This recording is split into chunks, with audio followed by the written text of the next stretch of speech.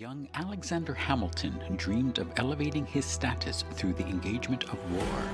As captain of New York Artillery, Hamilton was noticed and honored to become aide-de-camp of General Washington. After the war, Hamilton crafted his ideas into the U.S. Constitution and Federalist Papers. As Treasury Secretary, he further united the states through a strong central currency. Experience AlexanderHamilton.live.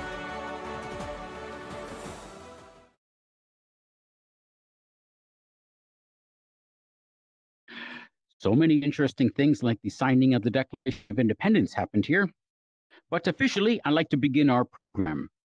Welcome to Alexander Hamilton Live. Of course, I am Alexander Hamilton, and we are at Independence Hall, a virtual Philadelphia, Pennsylvania, the room where so many interesting things have happened.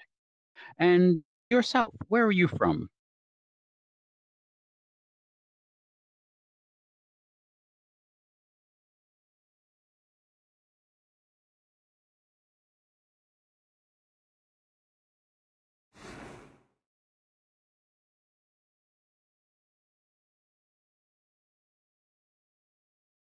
Sometimes it takes a while to unmute ourselves. Oh. Well, sometimes people come just for the show. But always, as we understand in life, and what was so important in this room, communication is essential for everything. Of course, I am a deist, not unlike Thomas Jefferson. It's a very popular feeling. Many men in this room were deists as part of their religious thinking. And basically, we believe in rational thought. We believe in being moral. Of course, we believe in God. We have left the stigma of mandatory church attendance, which was instituted in many of the colonies. Even if you did not belong to that church's religion, which is often the Church of England, you had to still pay a religious tax of some sort. It was very popular in the colonies. And then eventually, this led itself into our foundational feelings about the role of religion in our government.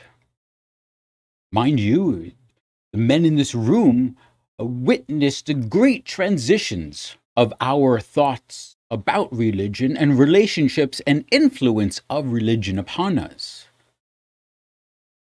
Benjamin Franklin, a very wise man indeed, the inventor of the lightning rod, which was able to explain away random strikes of lightning to one's house, whereupon you might be prescribed to have done something wrong to ill God, lest he smited you with lightning on your house. But Franklin explains how you're just taking the potential electrical energy and conducting the current on down to the ground where it wants to go, as visually demonstrated with lightning strikes. So we're understanding more about nature, and we're using reason in order to further this understanding about life. Well, Benjamin Franklin was actually taught by Cotton Mather, who was himself a vital part of the whole witch hysteria that succumbed Salem, Massachusetts in the 1690s. It was really quite an extreme episode of what religion fever can do to a people. And the examples of this throughout American history are, quite dotted here and there. But in my time, because we are making so many advances in reason and so many advances in our understanding of life and everything around us, the attributes we formerly ascribed to God, the randomness, the unknowingness without a rational reason behind why something happened, it's easy to ascribe it to our Maker in an endeavor to hopefully make us better people. to serve him better. But now we're understanding why these things are happening. And so less of our thought to these mysteries are ascribed to God because there are less mysteries as time goes on. Of course, in my time, I have even witnessed such miracles as a submarine, a battery, a capacitor, an engine.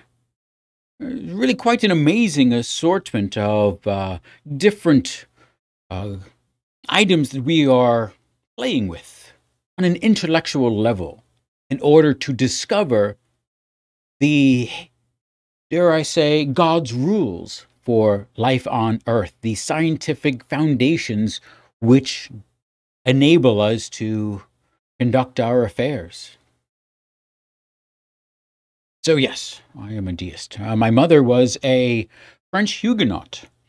Her father was an Englishman, but their mother was French. And my father was he was from Scotland, James.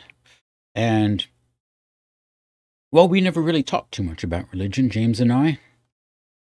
Didn't really talk too much because, well, he left when I was but 9 years of age. Left our family. We have just moved from Nevis, my birth home, which was a British colony, over to St. Croix, which is a Danish colony, in order to follow his business opportunities. But they quickly did not pan out, and he went to go find more opportunities on another island, and I was never to see him again. Less than a year later, my mother passes away of the same sickness that I held as we lay in the bed together. My elder brother, James, namesake of our father, he did not get ill. But after my mother passed, it was just James and I left onto the world. Spent some time with an uncle who departed this life of his own accord and left us again to abject poverty. My mother's first husband, the man which caused so much grief in her life and squandered whatever fortune she had, sued to have whatever estate she did have when I was with her, to have it remanded to him instead of to me. And so we did not even have anything from our estate. Eventually, a friend of ours, friend of the family, the Stevens, they took us in. Oh, how lucky was I. For they had a son, Edward, Neddy to me. He was just a couple of years older and got along with James as well, but we formed a kinship, a bond that would bring us together through time, and it resulted as such. For about a year or so later, he left to go to medical school in New York City, and I was left to my own devices here on the island of St. Croix. Luckily, my mother previously had a business relationship with the Beekman and Kruger trading firm. Mr. Kruger was a friend to the family and really helped my mother establish her own shop to support her family. And so he took me in and gave me a job. Oh, how I loved the opportunity. I felt like my talents were being wasted here on the island. And now I have some real responsibility that I can take upon myself. The ideas of trade, currencies, exchange rates, taxations, laws, customs, all of this is now on my shoulders as I am a bookkeeper in the trading firm there on the island of St. Croix. The Beekman Wharf, which exists in New York City today as South Street Seaport, was our main target for the ships coming into our sugar plantation here in St. Croix and the neighboring islands as well. We lived within the sugar plantation life here in the islands, and slavery was part of our lives. It was a foundational part of my upbringing. My mother owned slaves herself. They worked with us in the shop that I was mentioning before. We got goods off of Mr. Kruger. But it's the waste that's inherent with slavery, in addition to the horrific abuses of one's spirit, and to be more against a natural law, I do not think is possible. These are my concepts of what slavery is and the evils that it maintains in whatever form it protrudes itself. But I will do in my powers what I can to help this endeavor in future years, eventually creating the Manumission Society in New York City, which, when I arrived into New York, eventually met Nettie again at King's College. When we met again, New York City had the second most amount of slaves than any other city in the entire 13 colonies, save for Charleston, South Carolina. Not only were there a tremendous amount of slaves, only about 20,000 people in total. The amount of slaves is hard for me to say. I've even heard that before I arrived in the 1750s, there were 15,000 slaves there. But that number might be true if you include those there by indentured servitude, by their own choice to become property of another. Then I could see that number being as high as 15 out of 20,000. Or I know the majority of New Yorkers at one point in time did exist as indentured servants, or under bondage in some manner. They're passing through as a sailor sailing his way away from previous horrors of constraint. But in New York, it's the skills that I learned from the trading shop at the Kruger Trading Shop of finance and international currencies struck with me and eventually led to me writing the Constitution for the Bank of New York in 1784. My second mentor, my first being Mr. Kruger, of course, my second mentor is Alexander McDougall, who was charged with being the president, the very first president of the Bank of New York, which as an institution for itself served as the first stock traded on the New York Stock Exchange. In addition to that, when I was Secretary of the Treasury, the bank helped me out and the nation out by giving the federal government a loan, helping to establish our credit, which, as you can appreciate now, is perfect, at least for your own irrational dealings. But nonetheless, my trials and paths from the early days in the Caribbean, working my way through my own wits in the Kruger trading firm, this only got me to a station of wanting more. Eventually, Mr. Kruger is not able to, he gets sick and not able to fulfill his duties and went back to New York and left me in charge. Young Hamilton, at 14 years of age, here I am negotiating the value of sheep. And of course, they, depending upon how fit they are and how lively they seem, with very strong, independent ship captains. He learned a lot and made a lot of friends. It's easier to enjoin these men in spirit and earn their respect versus confrontation. Many of these same men and friends of them I later employed whilst I was Secretary of the Treasury.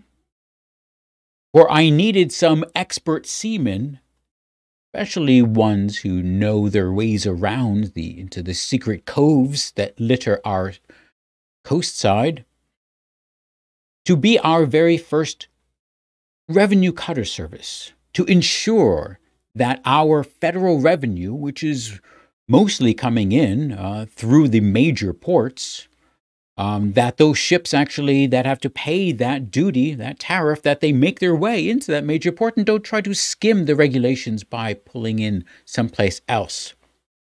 Of course, we have a long history of this as a country because taxation was the core issue which led us astray from our royal, loyal subjects, us being the subjects, of course. But that cutter service actually served very well and ensured that people did pay their taxes as much as they could, and they continue today as the U.S. Coast Guard. So it's quite interesting that I was the only person to create a branch of the armed forces for the United States, as the Army was created by an act of Congress here in this very room in 1775, charging George Washington to be our very first commander. It was very interesting. After he received his commission here in this room, he then traveled north through New York on his way to Boston in order to take command of the troops. An interesting thing occurred, for that is the first time that I saw the general. At this point in time, the battles of Lexington and Concord have already, of course, changed the national feeling, and Alexander MacDougall put out a call for militias to be formed in New York, and the students at King's College, with myself, formed the only uniformed militia company in New York City, the Hearts of Oak. And we paraded in front of the general, showing our skills as lay militiamen, future officers, before the general, on the Common in New York City. While this was happening, British regulars and the British governor were still also in Manhattan. British regulars were watching myself parade with my fellow King's College students in the Hearts of Oak in front of General Washington, who was known to be going to Boston, and they are watching all of this occur. For they know keeping the peace is what the crown ultimately wants, and so any agitation on their part will be obviously met with a greater force, which is a history that goes back into the very first battle for independence in the colonies, which happened in New York in January of 1770, 2 months prior to the Boston Massacre. In New York, it was called the Battle of Golden Hill. But Mr. Francis Field, the first man who shed blood in the cause of the American Revolution, and his story will have to wait for another day. I'm happy to have brought you up to what I was doing 250 years ago this week.